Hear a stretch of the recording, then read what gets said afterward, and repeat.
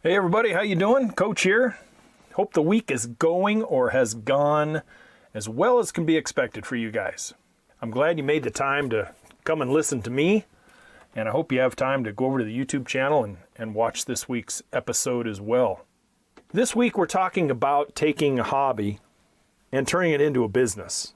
And I'm specifically speaking to the landscape gardening love hobby and turning that into a business. And I'm speaking directly from myself. You know, the old adage, if you love what you do, you'll never work a day in your life. Or better said in this episode, can you take a hobby of gardening and make it into a career? I'm covering this today as it pertains to me and me alone. We'll cover the pros and the cons. So come along with me today and see if what I have to say rings true with you or someone that you know. As always, I'm glad you're here with me today. Let's get started. Hey, I'm Matt. You can call me Coach. Every Friday, I bring with me landscape DIY education, concepts and theories, ideas and solutions, so you guys can go out and tackle a landscape project yourself, get professional results, save a whole lot of money in the process, and in this day and age, be a lot more self-reliant. Man, after a 20-plus year career in the green industry, I'm bringing with me a lot of knowledge and experience that I want to share with you guys, the new, modern, educated, self-reliant homeowner of today. You know, a hobby is roughly defined as an activity done regularly in one's leisure time for pleasure. And a catharsis is defined roughly as a purgation or a purification of emotions through art or other release. And if you think about it, doesn't that really boil down to our pleasure time out in the landscape, gardening, weeding, growing, nurturing, harvesting, all that kind of stuff? It is a hobby and it is a catharsis. You know, for many years, especially as a younger guy, I had a few hobbies. You know, I enjoyed, and I still do with some of these. I loved hiking. I loved fishing. I did like gardening. I really did. I also liked golf and softball and other stuff. But I really never knew what a catharsis is or was back then. I don't think I'd even heard that particular word. As I understand now, many of my hobbies were a cathartic release as I entered into the years of marriage, fatherhood, stressful work environment, etc. Plus, like many things we all do over and over again, we get better at it. Practice makes perfect, right? Well, you know, I found my skills as a gardener, getting out there and doing the things that I like doing in my own yard, sharpened my skill set. And applying those skills to my early homes got me to a level, coupled with the education and training I had got in that previous nursery career. It really kind of set me up for a vocational precipice, if you would. With the financial responsibilities mainly on my shoulders, there were some really tight financial times back then. It has been a few decades now, and I can remember making a decision somewhere in the mid-'80s to do some sideline work to bolster the monthly income. And I was generally working a solid 40 to 45 hours a week.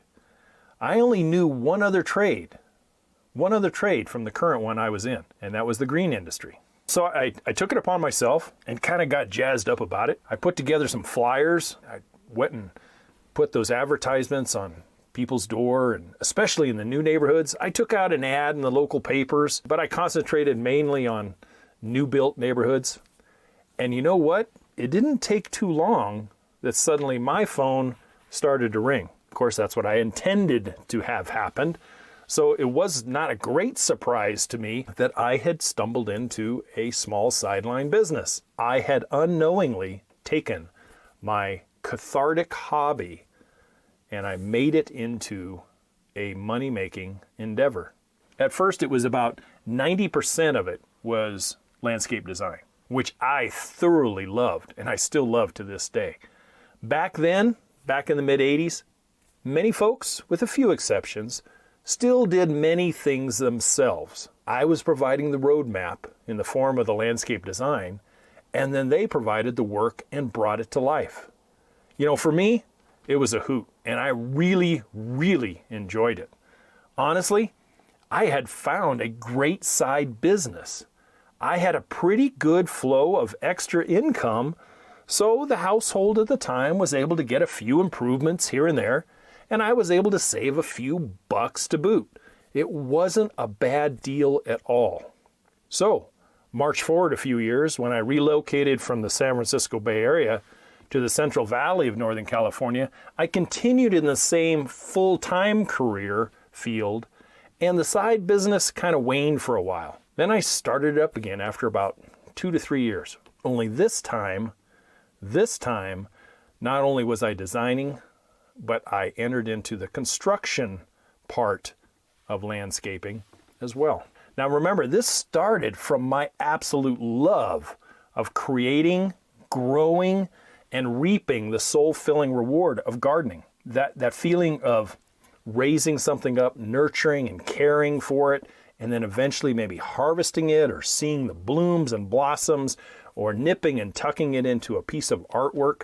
Now this had become a business. So as time marched on, I found kind of a tipping point soon on. I found that I was good at what I was doing, but I now had the business aspect that entered into it. I had the new sense of competition out there. I had the administrative things and the people management, etc., that came into play. So I had taken something that released all the daily trials and tribulations of the world for me, and now I have commingled it with all the challenges and stresses of running and owning a business. Eventually I left my main job and I committed to the business full time. Now that was not without a few intrepidations. There was part of me that was really scared beyond belief. I now had to dredge up a living by myself rather than a guaranteed paycheck that I was getting for many, many years every 2 weeks, plus benefits and retirement. But you know, some of the time had come for me. Time to close one door and open a new one. Something had to give, and for me, it was the former career.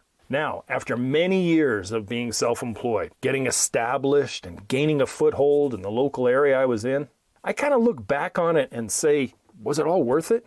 Did it ruin my love for the horticultural world? The love for gardening, growing, designing, creating? Did it alter my view of the green industry in some way? My answer is absolutely, unequivocally, yes. But not all in a bad way, just in a different way. You know, owning and running a business takes a whole different mindset, far and away from the artistic designing side of things. It's really focused on right brain activity and not so much left brain activity. You know, the whole managing of people, finding and managing customers, budgets, and living plant material that you're responsible for financially is almost 180 degrees different than mulling about in your own landscape and having some fun on a Saturday morning. At your own home, gardening and landscaping, improvements and projects, there is no competition. You come up with something, an idea that you want to bring to life, you talk it out with maybe your significant other, and then you guys go to the nursery or you go to the store and you get what you want and need. You come home and you plant it or build it or install it. You're at your own pace pretty much.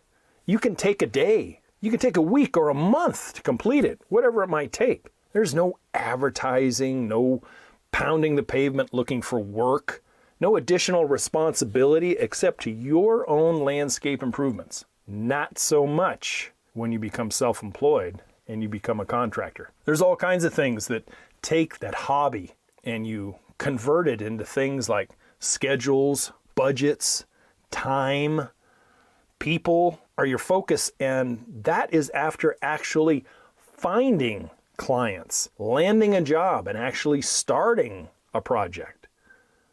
There is liability and industry standards that have to be met, insurance fees, equipment acquisition and maintenance. All of these things come into play when that hobby rolls over into a career. But for me, the reward was and can be very fulfilling. Being your own boss, having the ability to not take a job because something isn't quite right or the chemistry is way off with the client, is sometimes a very good position to be in. When you become successful and established, you can even set your own schedules to a certain point and space some jobs weeks apart to enjoy some downtime in between those jobs. Now, a little caveat to that. If you decide to go self-employed and get into the landscape maintenance area, you are much more tied to that maintenance route every week. Let's face it, grass doesn't stop growing because you want to take a 2-week vacation. When really small or starting out, you may be the it of your whole business for a while. And a vacation is a pipe dream for a while until you get people on board or you have relationships with another contractor that can take over your route for a couple weeks while you go have some fun. But that doesn't happen right away. For me, I found out that the money can be good. Very good, in fact. It replaced my previous full-time job income and quadrupled it in a couple of years. But the almighty sawbuck, the old Benjamin, can be a trap for many contractors to fall into. There's so many of them that I met and know that money, money, money was their mantra. It should have been a tattoo across their forehead.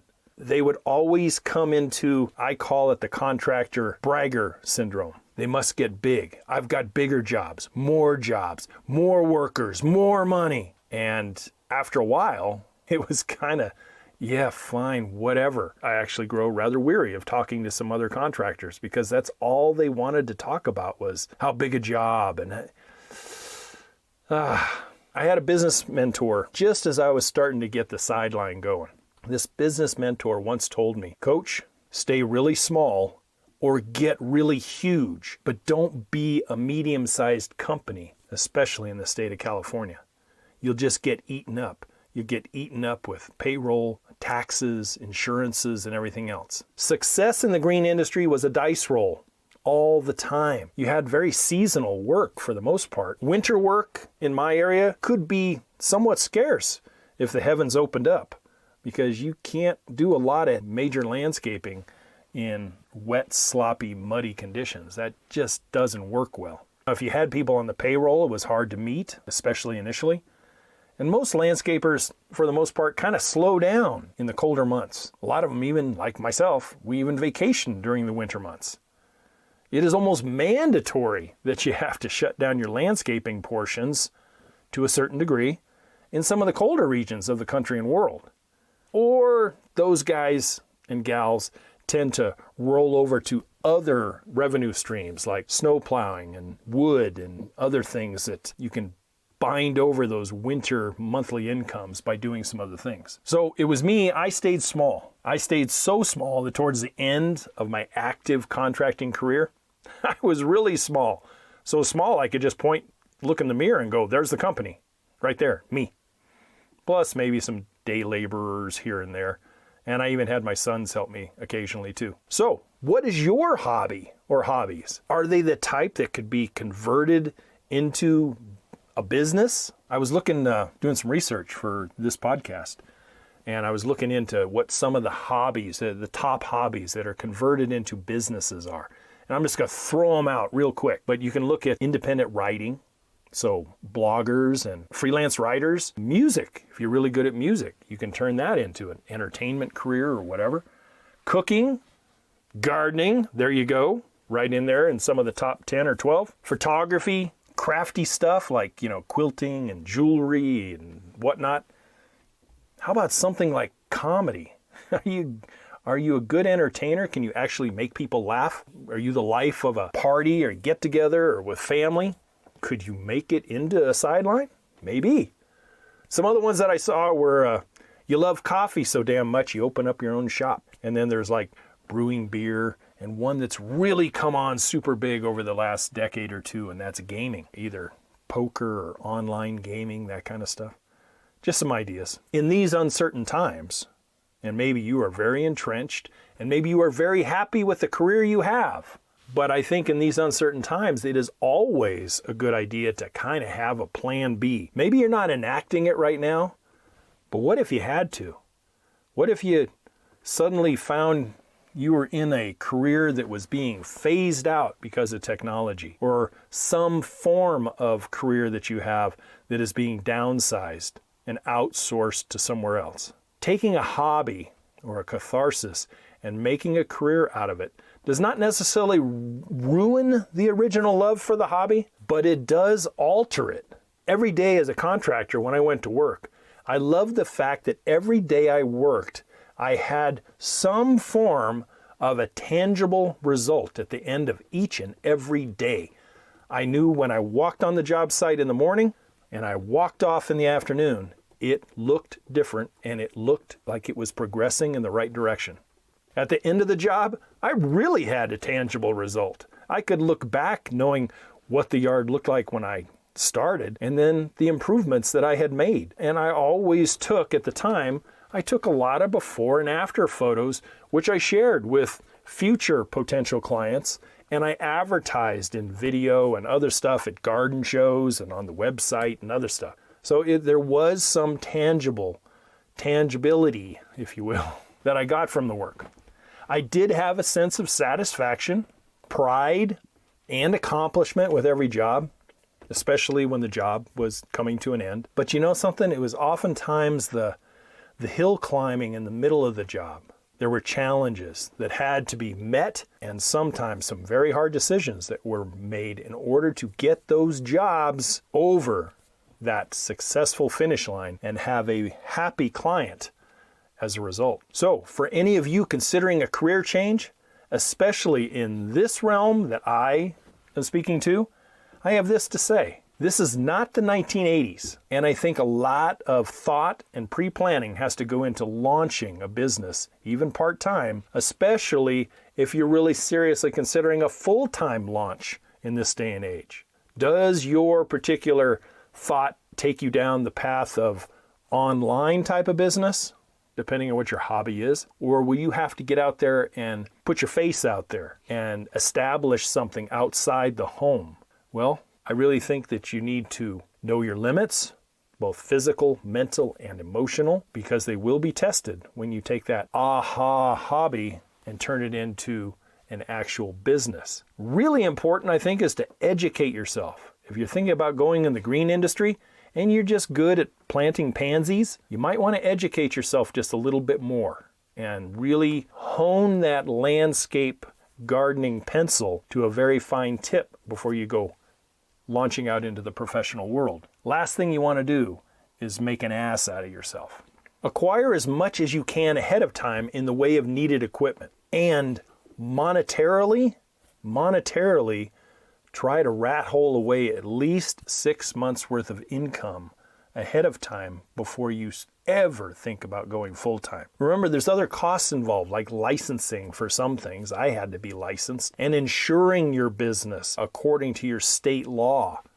All of these things come into play when that hobby turns over to an income-producing career. I might suggest that you start part-time, like I did, then evolve into full-time if it seems to be in your wheelhouse. I speak only from my own experience here, and I'm not trying to push anybody away from what they're doing and heading off into dreamland as far as running your own business. Speaking from my own path, I certainly did not reinvent the wheel here in what I did. I mean, millions of people have done that kind of thing. Plus, this only pertains to the landscape designer contractor world. This does not involve any other industry because I can't speak to that. But just to validate my thoughts, I reached out to a former workmate of mine. He had a hobby of leather work, which led to a few friends ordering customized belts, straps, and holders, which led to a lot of work, which led him to leave the full-time job where I knew him for his evolving leatherwork company. He became very successful, and as he now told me, it has kind of tainted the hobby and the fun of it. For him, it is now just a business and all that goes with it. But Chris, my friend, said he wouldn't change. He wouldn't go back to where him and I were working, not for a million years. Maybe this is food for thought for you. Maybe you or someone you know is considering a similar leap of faith. If you're considering that leap, at least within the realm that I speak from, the landscaping designing realm, you might want to consider that education thing. And I always offer the digital course and the ebook on the website. Homescape 1.0 will take a novice person and make them into a really educated landscaper. Is it detailed enough to teach you almost all the facets of landscaping, with the exception of the business side. It doesn't teach you about the business side. Check it out on the website, youryardcoach.com. Hey guys, that's what I have for you. Sure appreciate it. If you're still here, please drop me a comment once in a while. If you have questions, you can always email me at youryardcoach@gmail.com. And until next week, guys, to your landscape success, as always, take care. Thanks for joining me. Thank you for listening to the Yard Coach podcast. Don't forget to head over to the website at youryardcoach.com, where you will find more DIY landscape education, including the free 15-step DIY landscape checklist, Coach Matt's ebook called Landscaping Simplified, and the flagship digital course, Homescape 1.0. As always, if you have any questions or comments, you can email Coach Matt directly at youryardcoach@gmail.com. We'll see you right here next week.